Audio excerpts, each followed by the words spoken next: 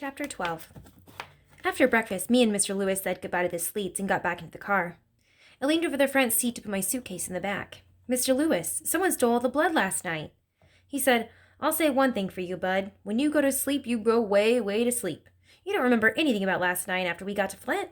I said, "I don't think so, sir." "After you so rudely fell asleep on me, we dropped the blood off at Hurley Hospital. Then I gassed up and I got in touch with your daddy to let him know you were all right." "Uh-oh." "What did he say, sir?" "I didn't call him. I sent a telegram to the log cabin. He still owns that club, doesn't he?" "Yes, sir." "Good." Lefty Lewis leaned over and reached in the glove box of the car. He pulled out a flimsy piece of yellow paper and handed it to me. Across the top of the paper it said in big letters, Western Union. Underneath that it said, "Heck, stop. Bud OK in Flint, stop. At 4309 North Street, stop. Return 8 p.m. Wednesday, stop. Lefty, stop." Man, I'll bet Hermione Calloway was just as confused by this message as I was. I said, "What does this mean, sir?" Lefty Lewis said, "When you send a telegram, the more letters you use, the more money you have to pay. So you try to keep your messages as short as you can. Here, let me see it." I handed him the paper. He said, "OK, heck. That stands for your dad, Hermione Calloway.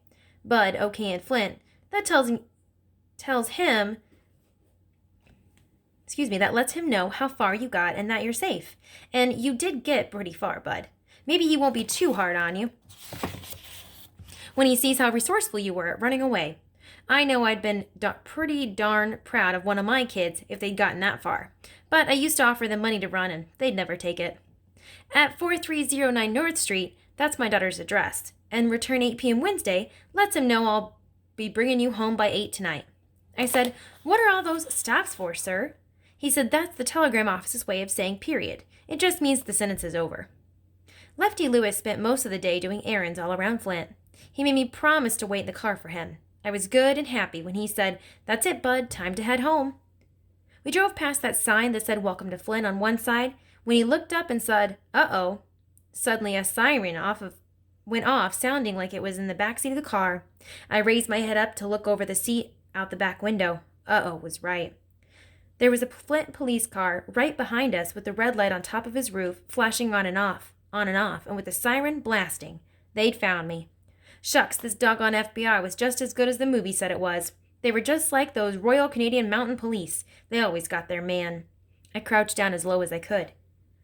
Lefty Lewis pulled the car over to the side of the road and said real calm and real slow, "Bud, it's very important that you listen very carefully to what I'm going to tell you and that you do exactly as I say." He kept his eyes stuck on the rearview mirror. By the way he was acting, I was starting to think that maybe Lefty Lewis was going on the lam too. And wait a minute. How come this man didn't have a real name? Who ever heard of someone's mama naming him Lefty? That name has alias writ all over it. Lefty sounds like a real good name for a stick-up man. It seemed like it would be real easy for Machine Gun Kelly to point at some poor slob and say, "That's the guy what ratted me out. Lefty, finish him off." And what he just said about listening carefully and doing exactly what he said was number 8 of Bud Caldwell's Rules and Things to Have a Funner Life and Make a Better Liar Out of Yourself. Rules and Things number 8. When an adult tells you to listen carefully and talks to you in a real calm voice, do not listen. Run as fast as you can because something real terrible is around the corner, especially if the cops are chasing you.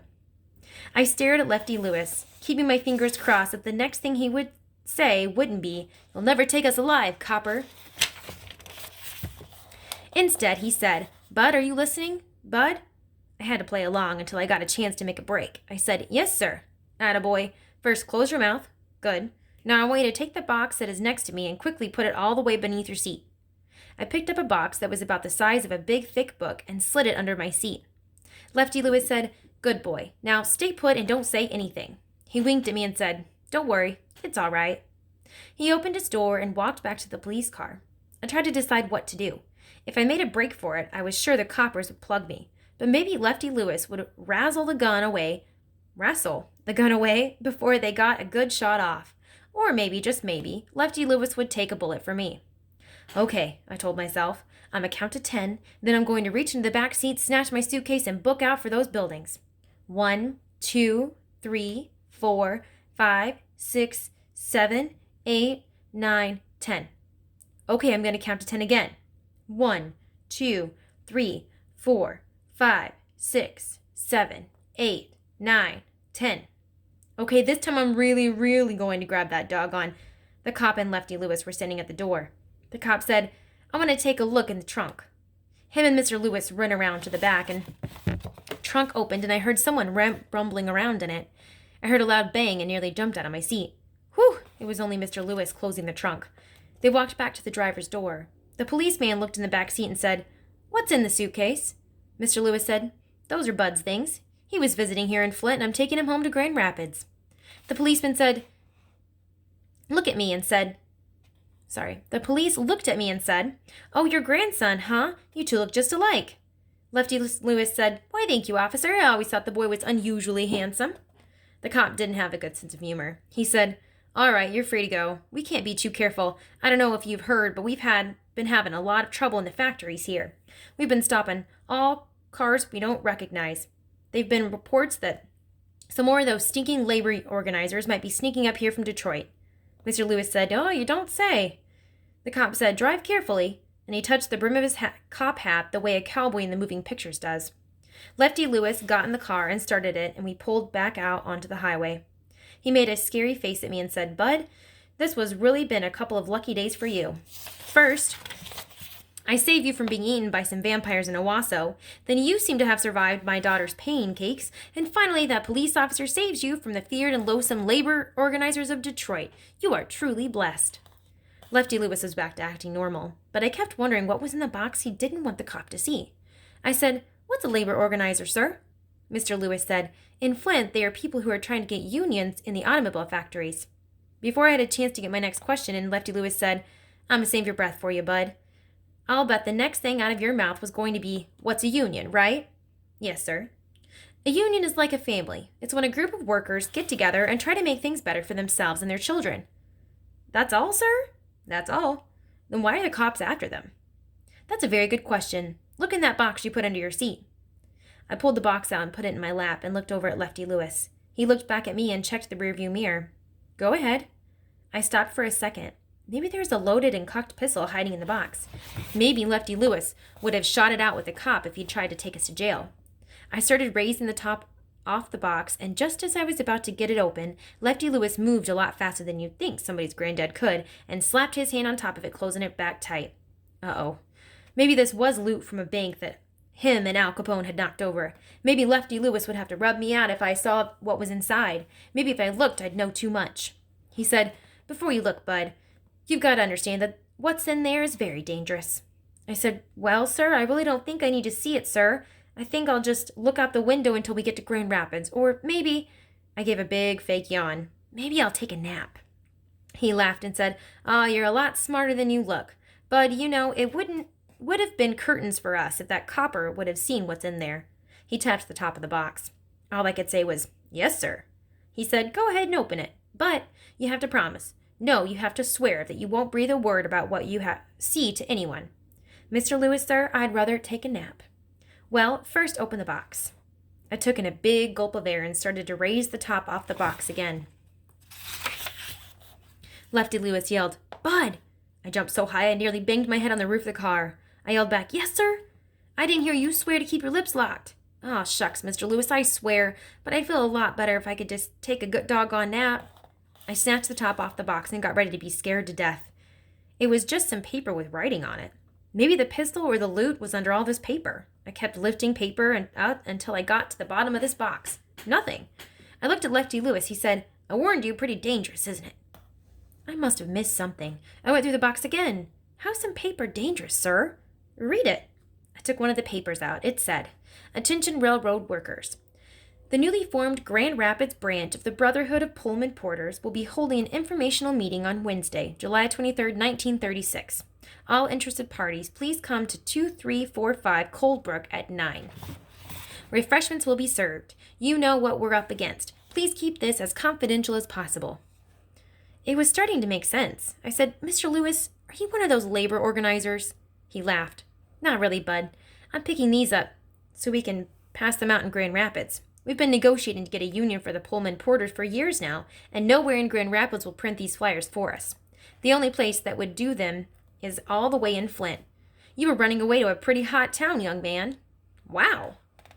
That trouble the policeman was talking about at the factory is called a sit-down strike. Instead of walking in front of the plant with signs, the people who are on strike just sit down on their job. That way, the bosses can't bring other people in to steal their jobs. They're going to sit there until the company gives them a union. So the company is trying everything they can think of to get them out. That's why I said those flyers are so dangerous. The people who run the factories and the railroads seem to be really scared.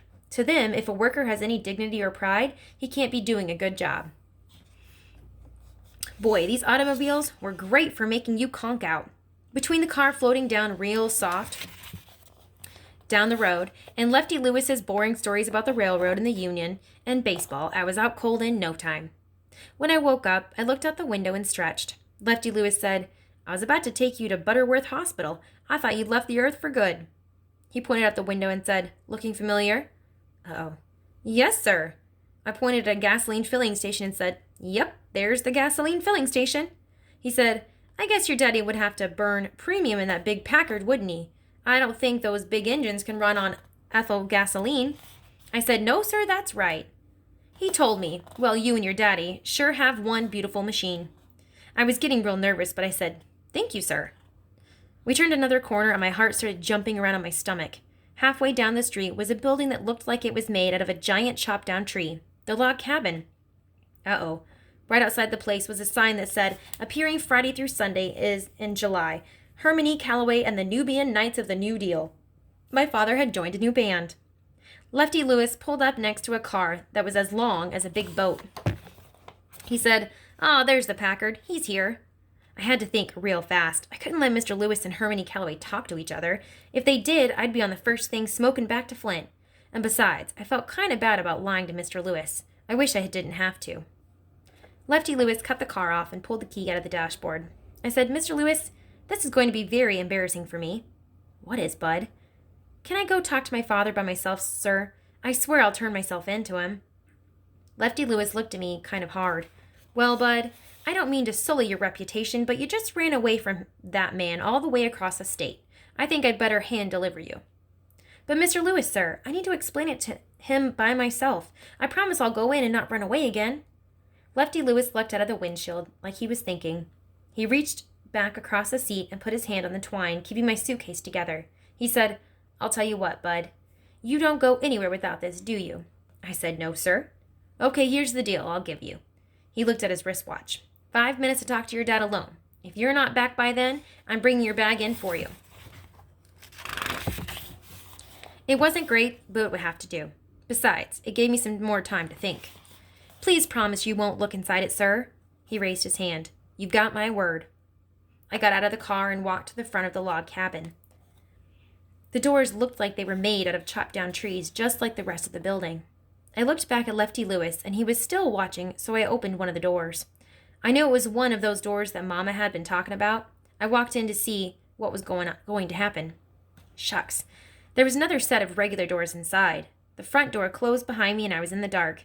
I tried the other door and it came open, but I didn't push it all the way in. I waited, then went back out to get my bag. I walked over to the driver's side of Lefty Lewis's car, smiled, and said, "Thank you very much, sir. He's in there. He was so glad to see me that I'm not even in a whole lot of trouble. He's real busy right now and told me to tell you thank you very much and that he'd get a hold of you." Lefty Lewis smiled too. "Well, he might be happy now, but if I know anything about your daddy, I expect you're going to be having problems sitting down before the night's over." Now, I know he's going to tell you this, but I gotta add my 2 cents. Son, there just aren't too many places a young Negro boy should be traveling by himself, especially not clear across Michigan. There are folks in this state that make your average Ku Kluxer look like John Brown. You know who John Brown is? No, sir. That's all right. He's out there moldering somewhere. But the point is, you were very lucky this time. You gotta be good and stay put. I know your dad's not the easiest man in the world, but believe me, he's mellowed a lot from when it was just him and your sister. The next time you're of a mind to do a little traveling, you come down to the train station and ask for Lefty Lewis first. I won't tell anyone, but we need to talk before you set out on your own again. Lefty Lewis, think you can remember that name? Lefty Lewis. Well, at least he was using the alias all over and not just with me and his family in Flint. He handed my bag out of the window. "Okay, get back out there and tell your daddy I said hello." "Thank you, Mr. Lewis." I stood waving until the big car turned out into the street. I sucked in a jumbo gulp of air and opened the front door again. This time I pushed the second set of doors open and walked in. It was dark, but I could see that there were 6 men sitting in a circle on a little stage at the other end of the room. One of them was white. 5 of the men had their eyes on the other guy. One of them had drumsticks in his hands and was leaned over softly, tapping at a rhythm on the wooden stage floor. 3 of them were drinking from bottles of pop, and one, a real old one, was using a rag to wipe the inside of a trumpet.